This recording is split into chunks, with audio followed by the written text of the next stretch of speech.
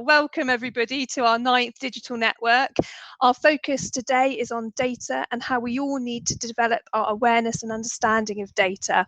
So my name is Lisa Trickey and I work with colleagues Penny Siddle, Sam McLaren and Katrina Fountain to keep the network going due to the positive feedback and conversations that come out of them. So welcome to this morning. We're collaborating with Andy Sanford from Lean and Agile today to help us host the network using Remo, as unlike Zoom and Teams, it allows us to move ourselves around the tables and give us that real networking experience. So as we go into the networking slot, don't forget you can just double click on another table and move around and talk to whoever you would like to and make lots of new contacts. So as always with our network meetings, we always kick off with a bit of an icebreaker. So I'm going to introduce you to Sam McLaren, who is going to have a bit of a data themed icebreaker for us. So Sam, are you happy to come on to stage? Make sure my mic's on. Yeah. Brilliant. Got your mic on. Yeah, so I've got a fun little game for everyone around data that's going to hopefully get people's minds going. So if you want to stick any of the answers to this in the chat.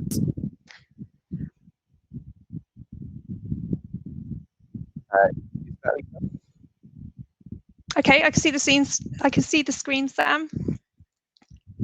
Okay, so I'm going to be going through some different graphs and data, and we're going to be talking about how you can see the world through data and the different things you can see. So I've came up with the name Sounds Fantabulous, Guess the Data from the Data Game Show Extravaganza. And it's going to be going through different graphs, and I want you to go in the chat and I want you to guess where you think the data's from and what it's showing. So round one, we're going to be looking at Google Trends. I don't know if anyone's used Google Trends, but it's a good way of seeing the popularity of different search terms throughout time on Google. So this is our first data set. So as you can see, it was literally mentioned not really at all, and then it suddenly had a peak, and then since then it's been growing. So what term do we think this is that peaked into early 2020? So Sam, we've got a few answers going into the chat and they're all consistent actually this morning. And Jane Horn was there first, and that she works for public health might be a bit of a clue, but everybody's saying COVID, SARS, COVID, pandemic. Yep. So that was the term COVID.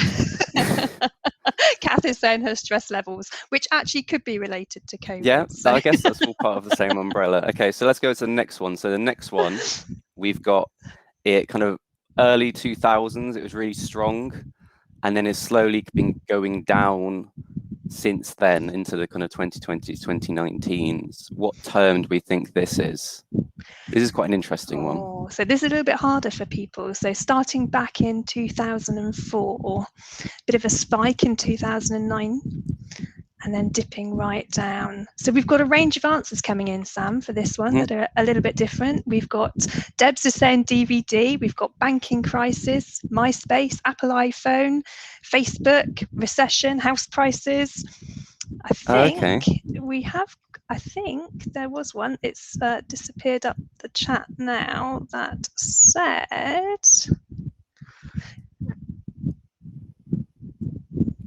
oh, Brexit was in there. Yeah. Oh, hope for the future of humanity. That's a very positive one. No, so this is the term the internet. So obviously early 2000s, it was all the range, and then as time went on, people slowly realized that by searching on Google, they're already on the internet.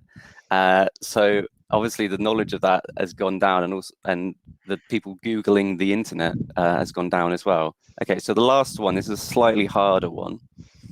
This has completely just gone up over time. Quite consistently as well, isn't it? It's consistently grown, and it's a very common thing that someone will use to kind of talk about their skills and how they use the technology. If that helps, it probably makes it harder. So we've got a range of things coming in. I'll just start to use a few examples before we give the answer. We've got Bitcoin, climate change, Netflix, security and data protection, digital cryptocurrency, shopping online, GDPR, mobile blockchain, mobile phones, Twitter, social media, LinkedIn, computers, online banking. Wow, lots to choose from. This is a very common way to start a Google. It's how to. And obviously, as time's gone on, there's more people that are less going to the library for their problems and more Googling, how do I do this? Or video of fixing their car or whatever. So that's the end of round 1. So round 2, we've got this data set. So this is a really interesting data set. It peaks middle of March and towards the middle of December, but then it absolutely crashes down around Christmas, and it crashes down around Easter as well, and into the summer. So this is this year, isn't it? Or this is from last year. From last year. This is, I can give them more of a hint. So this is something that's happened that they've analysed from Facebook status updates on people's accounts, and they've gathered all the data together, and this is the peak times for when something happens. Okay, we have got a few things coming in. COVID deaths, flu jab, hospital admissions, lockdown, online shopping, school holiday dates, socializing, anxiety, booking a holiday, babies, check-ins. I guess that might be COVID check-ins. Okay, so there's some people along the right lines. Puppy buying. Oh yeah. So people along the right lines. This is peak breakup times analyzed from Facebook status updates. So you can have a look at the data there, and when you start to break it down, it's where you can really look at the visual side of it. So you can see that people have a spring clean before kind of Easter springtime, where they have peak breakups, and also 2 weeks before Christmas. And obviously no one wants to do it on Christmas because it's too cruel. So that's where it's the massive dip there. And Valentine's Day has a peak as well, depressingly. So that's a nice positive data set there.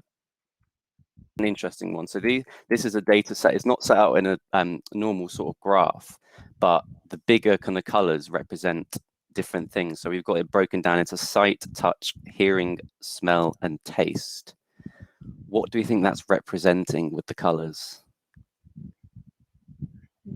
This is an unusual one, Sam. This is a more techie one as well. There are some people who are kind of techie people will like this one. I like this one.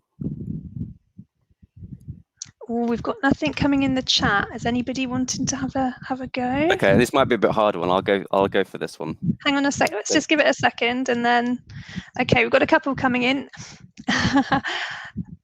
Unboxing new tech. Most important sense. Picking food from a menu.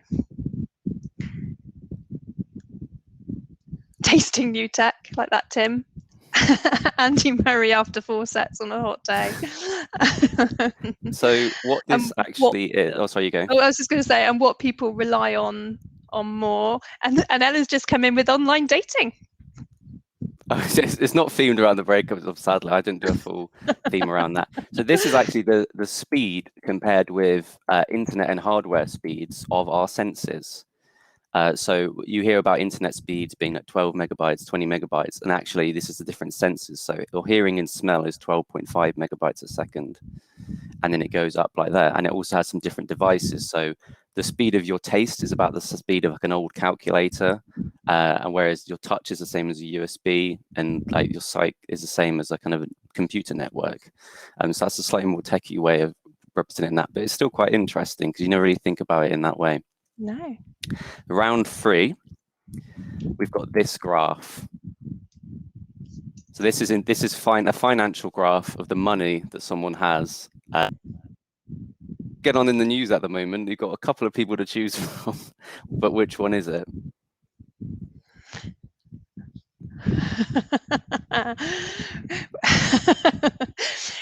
We're coming in with, I think, the ones you would expect in terms of Elon Musk, Jeff Bezos, Richard Branson, Emma Powell.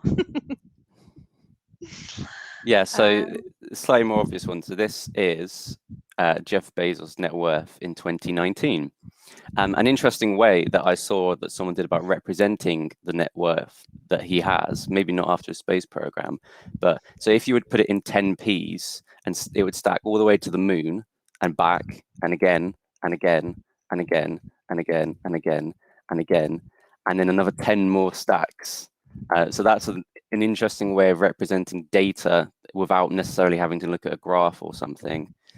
And then hopefully if this video works, this is a TikTok that someone did representing the different ways you can represent financial data through rice.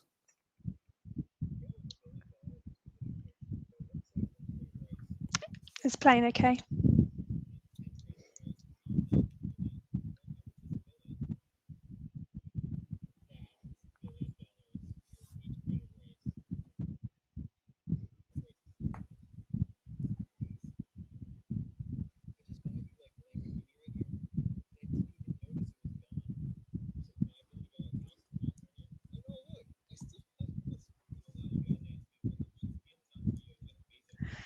That's incredible, isn't it? The difference between 1 million and 1 billion, because it doesn't feel like it's that much, does it, until you see it expressed in that way? Oh, is this Jeff now? This is, I think, what he used to have. I think he has more than that now. But it's much easier to look at this than it is a graph, I think. Gives you it a really real helps sense with the scale. Yeah. Yeah. So to end this round, we've got another one. This is a sort of trick one, but I won't give it away. We've got another financial one. This is actually Lisa's idea to put this one in. So who is this and what is it representing? Actually, there's been a couple of comments in the chat already when we were looking at Jeff's. So has people already got the answer for this one? Somebody has already said, does this take into account his divorce settlement? Yeah, so whoever said that, this is actually what his finances look like after his divorce settlement. So clearly you can just see the massive long gap there where he lost 36 billion, which I don't have in rice, but maybe I can find if someone wants to know. So for the final round, we've got a couple of smaller little ones. So what does this represent? Anyone who is a gamer might know this one, or they might have seen their children or whatever playing it. What do you think this represents? I'm just going to give a second for a few to come in, because we've got some options coming in. We've got Minecraft, World of Warcraft classes, Fortnite, Roblox. Just going to see if anything different is going to come in, Sam. It's along the right lines, but it's still not. It's not the right game. I might have to give the answer. Darren's put a good question in terms of how do we know all this? How is this data being collected? That is a good question. Rainbow Siege, hang on, I've got some more. Rainbow Siege, Animal Crossing, Pokemon Go, Candy Crush. Any of those on your? No, so everyone's on the right line. So this is the popularity of the different colours from the game Among Us. I don't know if anyone's seen people playing that before, but clearly you can see that brown isn't as popular of a colour as maybe it might. Well, it's quite obviously not a very popular colour, so poor brown over there. And this is a slightly more complicated one. You might not be able to see all of this, but what do we think this is representing? Someone's taking loads of data over years and try to kind of combine it into this chart to make it easier to people to see this infographic. Oh, there is an awful lot going on there. I'm just trying to pull out some of the beliefs, support, free family, society and culture. So we've got some suggestions coming in: communities, demographics relating to financial and political standing, generational society shifts, US politics, Brexit marketing campaign. Thomas said this is why the world is a mess. Yeah, it's getting very political. Maybe I should move on. Darren said that's really useful. Can he have a copy? Yeah, so what this is someone in America broke down the voting between the left and the right, and broke it down into lots of different things like their beliefs, their family, all the data that they could find, and basically broke down how you can differentiate between the people that vote for either way and who they vote for. So I thought it was a really interesting way of representing a lot of data in a kind of one-page format. I'll go on to a lighter one now. So we've got different types of facial hair on this graph. What do we think it's representing in terms of going from the green to kind of into the orange color? Oh, it doesn't look orange to me. It's kind of going lighter green, and then off screen it's going into the orange.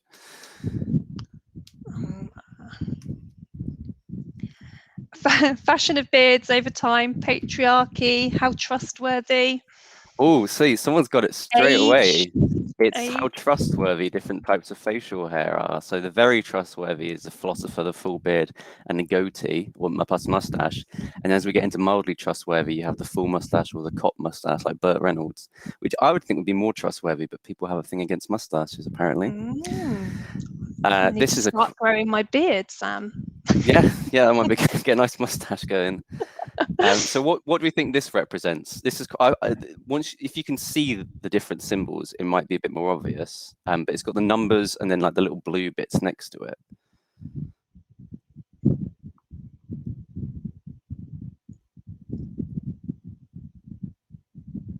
Any good guesses coming in? So we've got some how much water to produce CO2, carbon outputs. Again, someone's got it right on. So this is about how much water is needed to produce. And it's from a company called Water Footprint. It is a much bigger graph of a lot of different things, but I thought that was really interesting in terms of you can clearly see that some things take a lot more water than others. And then to kind of end it off, we've got this one, which is style, but what or who do we think this is representing? So we've got Jesus complex, savior of hip hop. We've got controversial.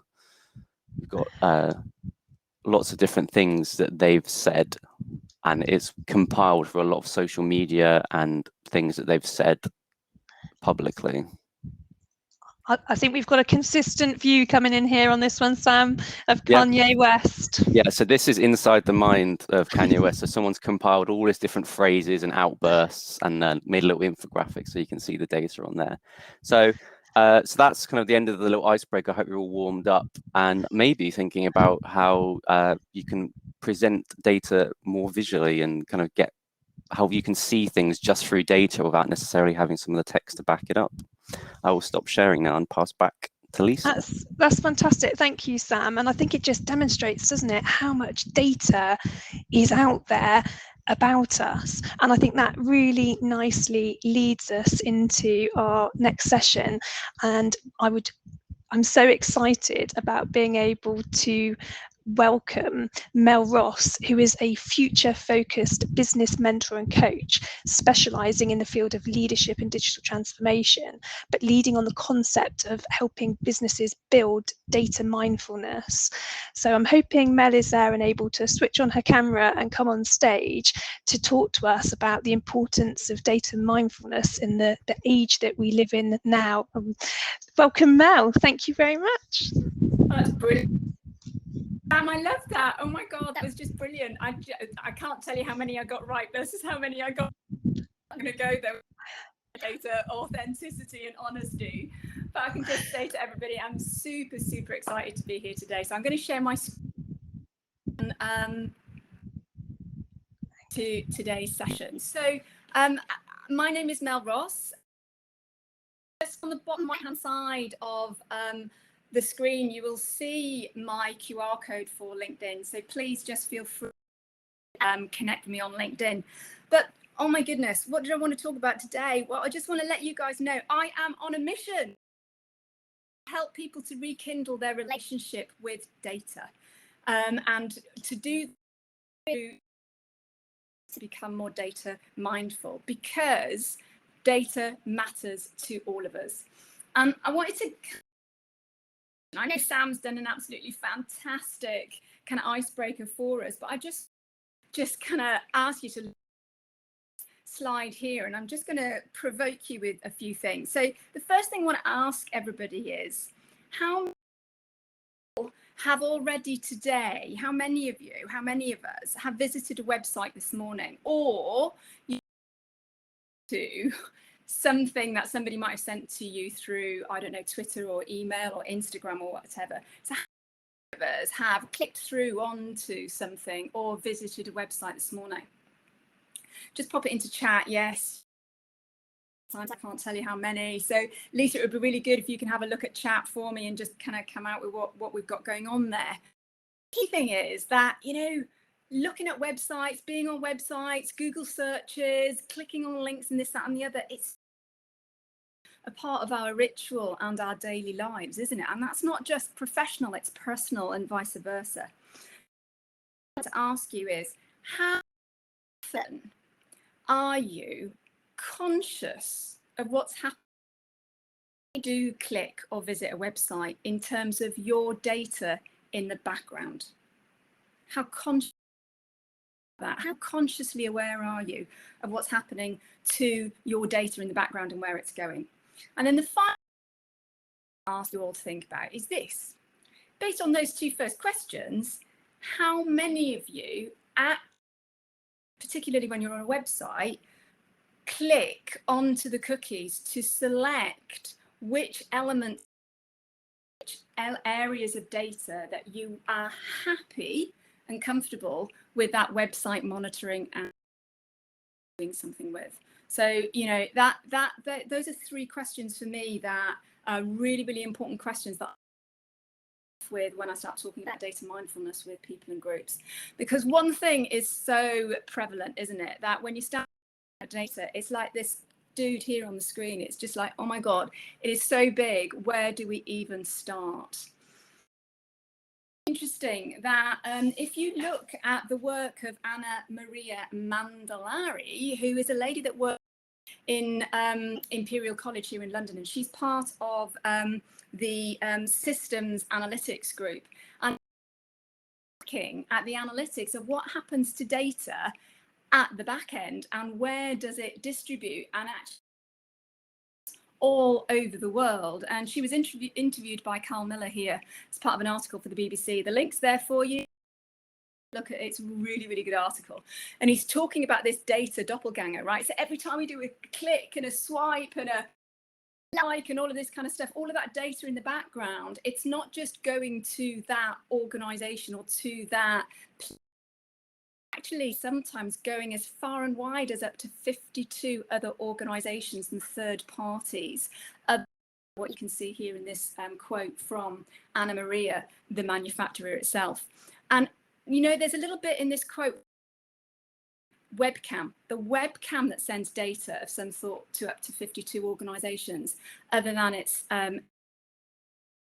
so every single moment of every single day, there's a data twin of us that's getting, you know, clearer, and it's part of who we are, right? So data mindfulness is part of who we are. And I have this wonderful, and Lisa was telling me that she used this story herself in conversations around data and data mindfulness.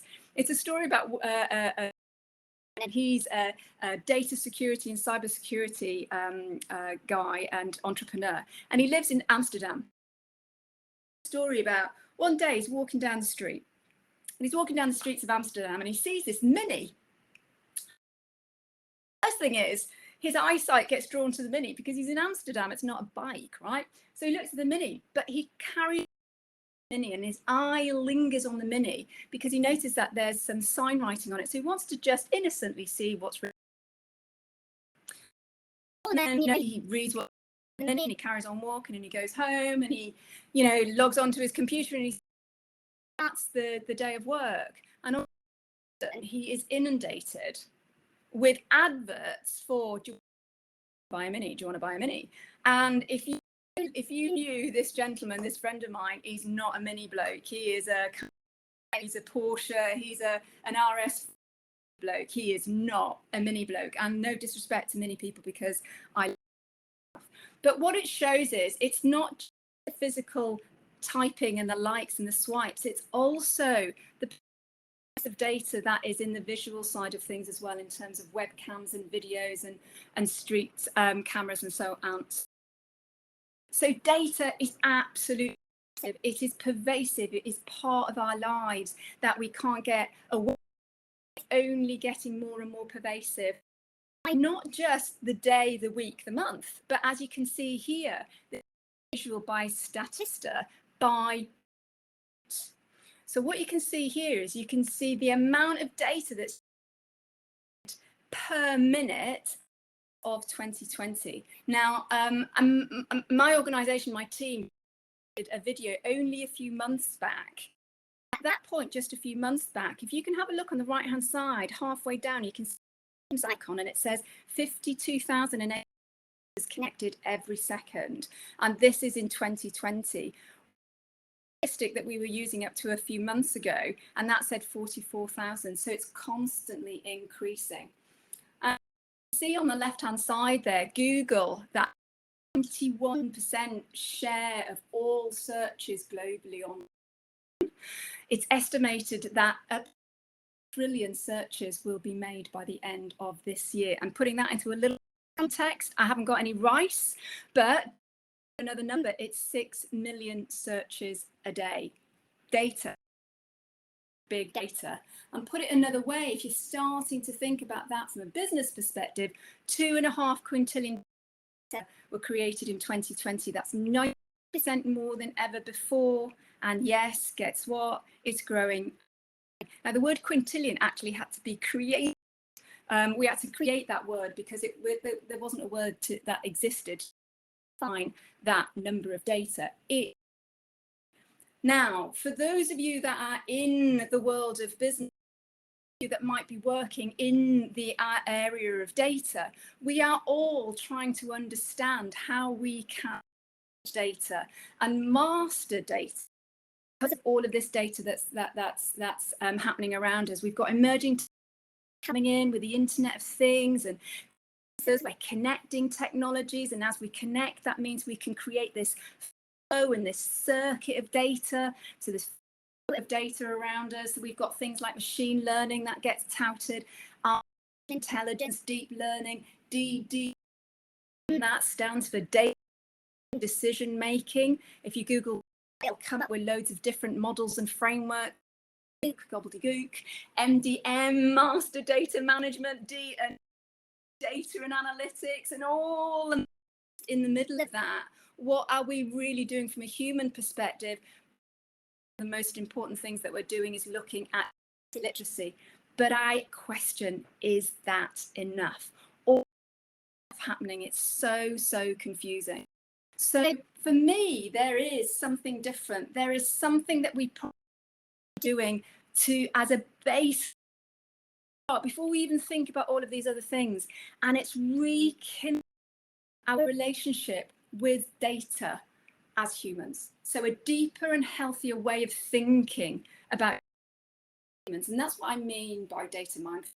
Because I don't know about you, but up to a few years ago, when I thought about data and looked at the statistics I just shared and those graphs that Sam gave us in the icebreaker, it's kind of like, oh my God, you know what? It's too much for me. It's a job. I'm going to leave it to somebody else. And when it comes knocking on my door, then I'll maybe do something about it. But that's not how we should be thinking about it. What does data mindfulness mean? Well, whenever anybody asks me that, this is what I say to them. Data, I've just given you some explanation. So is Sam. And then I say, okay, well, what does mindfulness mean? If any of you here on today, I mean, just pop into chat, do you practice mindfulness? What this is about? It is about us becoming, deeper and more conscious, connected with who we are ourselves as a human. Yeah. And it gives us an opportunity to build a closer and deeper relationship between data and ourselves. It is everything, right? Think back to that data doppelganger at the start, and it's really important for us to understand that it's not just as this physical human, but there's also another part of us that's our data twin. So for us, there's 2 bits to data mindfulness that breaks down into 4 quadrants in a moment. But the first thing is more about your personal relationship. So it's building that healthy relationship between yourself and data. So become a little bit more connected with it and take away some of the fear by starting to become more conscious first. And then from a business perspective, which I think is incredibly important, is ensuring that we maintain humanity as the driver in everything that we design and every decision that we make.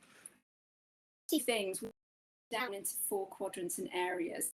Easily speaking, and you know that you can assign these to you individually or as a team or an organization if you're a business working in the world of data yourself. But essentially it's of being safe and secure, and that's the data that you've got yourself, as well as the data that you might be creating, accessing, and doing something with that is not yours, but it's something.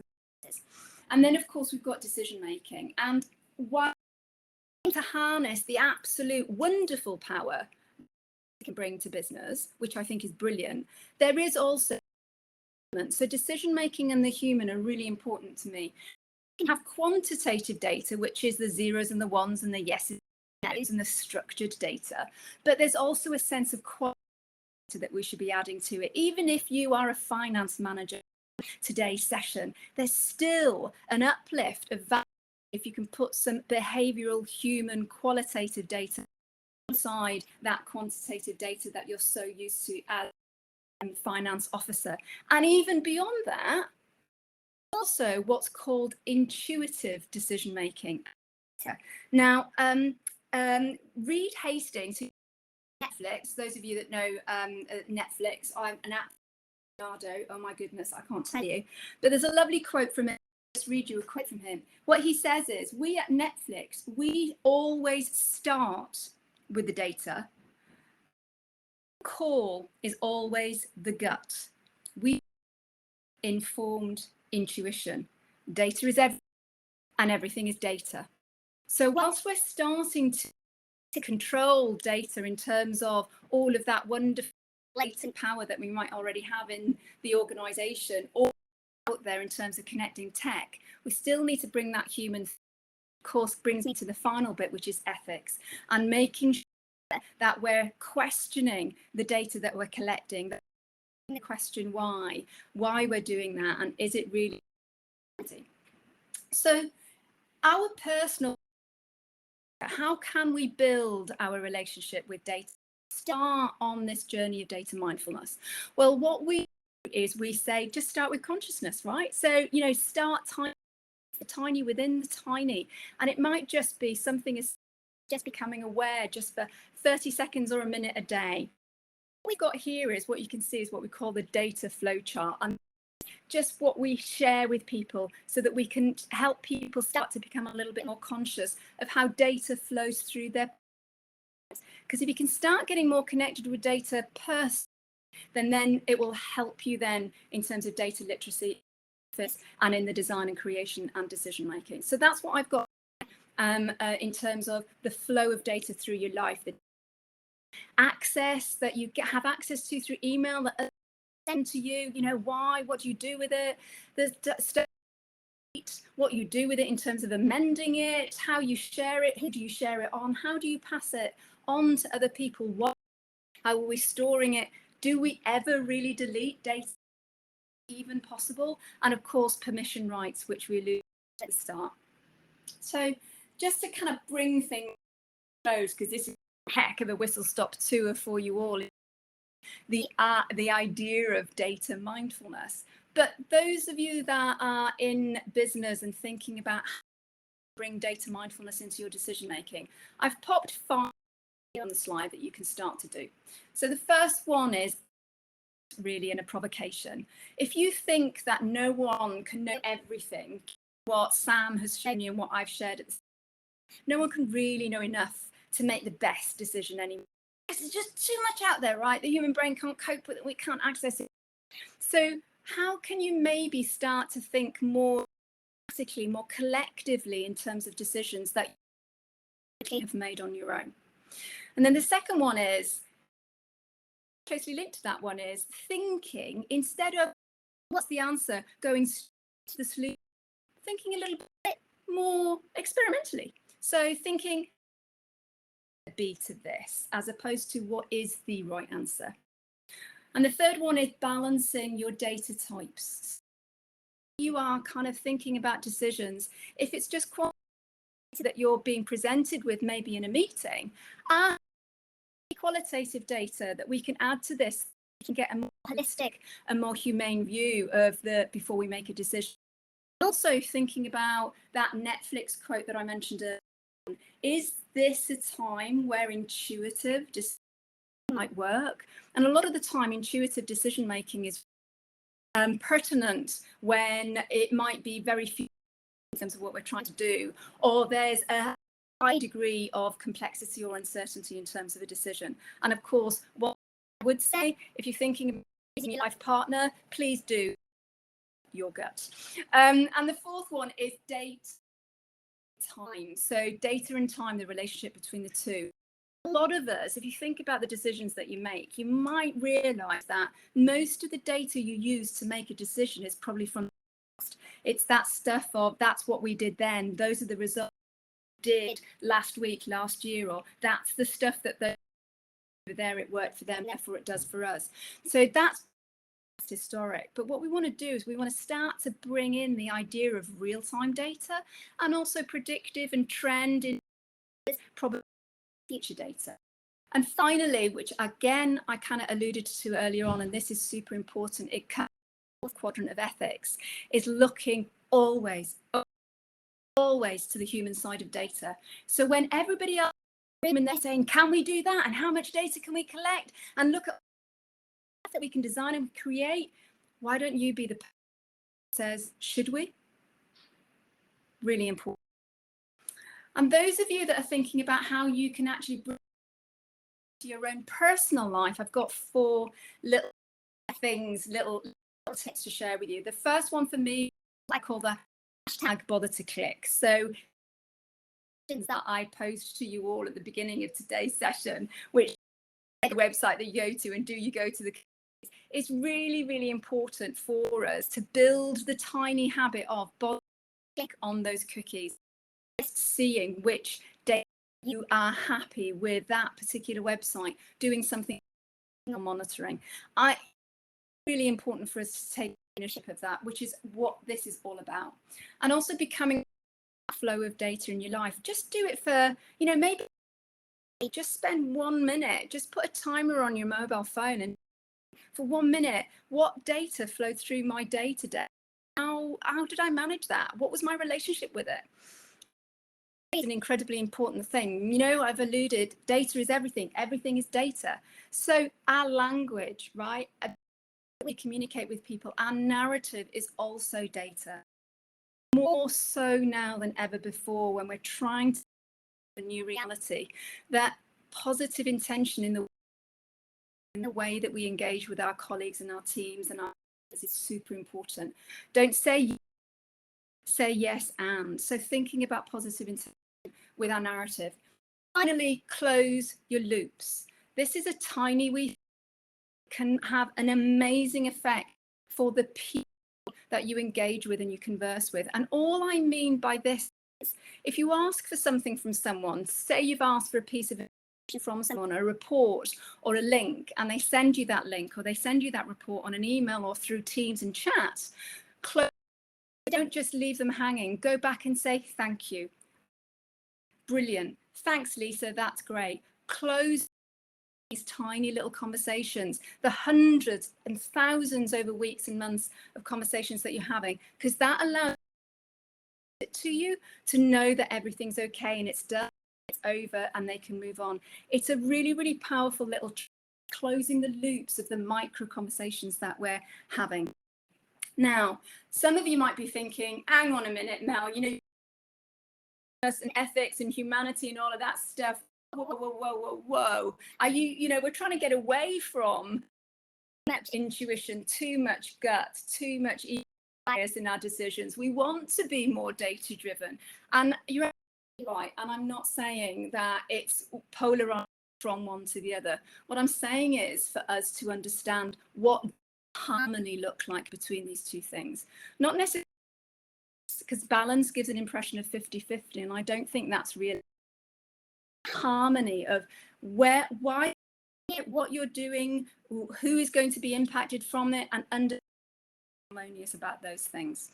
So, a whistle-stop tour of the concept of data mining to a close. Of course, it is first and foremost rekindling our relationship with.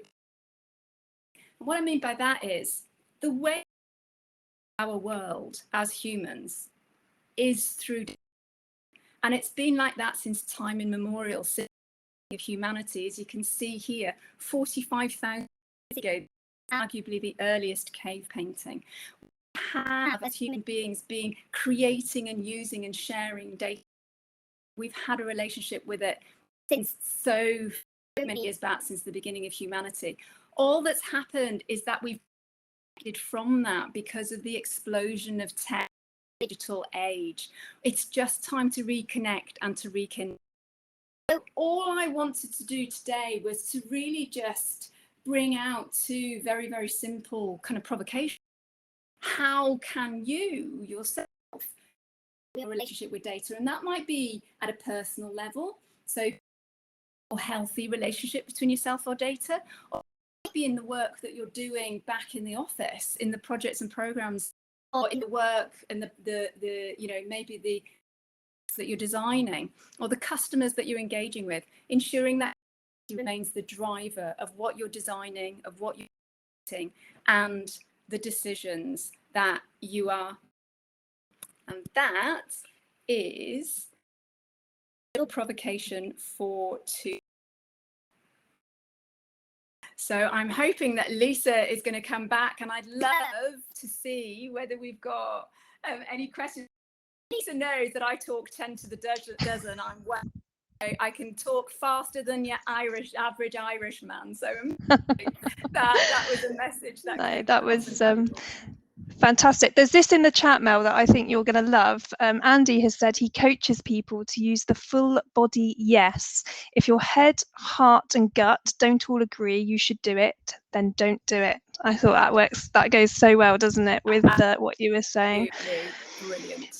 Absolutely. There was a few comments. There was a sort of range of comments around feeling like not being able to control how our data is used and cookie notices. And then Darren, who works for Southwest Audit, flagged up that BCS are actually doing some work to try and make cookie notices more standard and easy to use.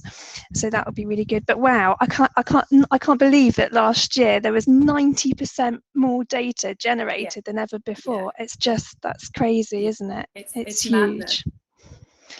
And I think the subject of cookies and privacy, data privacy and data identity is been bubbling around for a long while, but you know, I think it's starting to really be better word.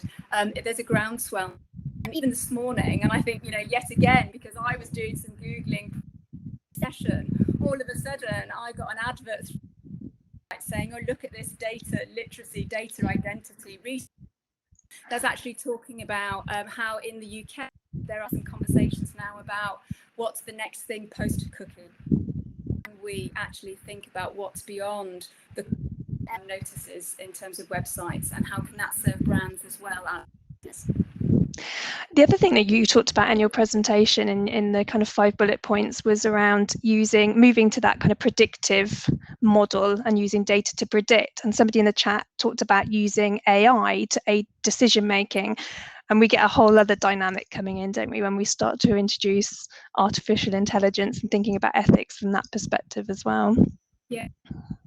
And you know what you're saying there, I think is really important, Lisa, because that's why, for me, data mindfulness is something that we should all be practicing, and we should, in terms of our teams, our employees and customers, because the more we become more conscious in the moments of our lives, work and private, we build a little bit of confidence.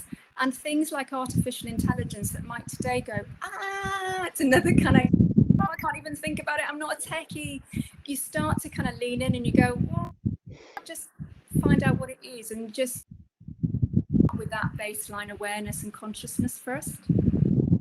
And I've had one question come in the Q&A for you, Mel. Data is intimately involved with finance, and as such, the chance of humanity having any greater impact on data than is currently the case in the commercial world is slim. Or is the person being too pessimistic? That's quite a big one. That's quite a big one. Big one, and maybe that's something that people can take into the tables to discuss. I have to say, probably be going more personal in how I answer that. I always think that the future is full of untapped potential and not necessarily this VUCA world that everybody talks about. So, to this point, I think that there are a whole number of people that are in the financial world that are starting to understand that value can be had. Qualitative behavioral data, looking less about, of people, segmenting people, but really understanding what people need in terms of their own personal humanity and experiences. It's starting somewhere. Thinking about how much, it's thinking about how little that we can introduce just to start making that shift. I don't think it's being too pessimistic. I think what it's being is realistic, but what is, if you apply, positivity to that positive intention, what can we do that's really, really to start kind of shifting the needle? So that leads us really nicely now into our networking session, and the challenge that you set in terms of thinking about building that healthy relationship between self and data. And again, what are the small steps that we can start to do as individuals to do that? So we're going to turn off the presentation mode for people and allow you, I think we'll say until 12:15 to be able to have a hop around the tables and have a discussion around that. And then we'll come back at 12:15. And if there is anything that people would like to come on to stage and share, just let us know in the chat and we can organise that. So Andy or Sam, are you happy to turn off presenter mode?